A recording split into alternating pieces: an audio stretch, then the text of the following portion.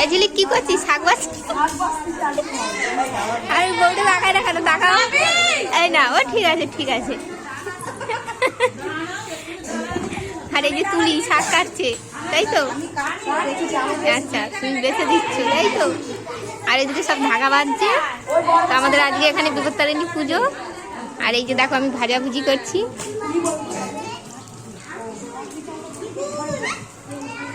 সব চুপচাপ হয়ে গেছে কেন? ওরা ওদিকে ধাগা বাঁধছে।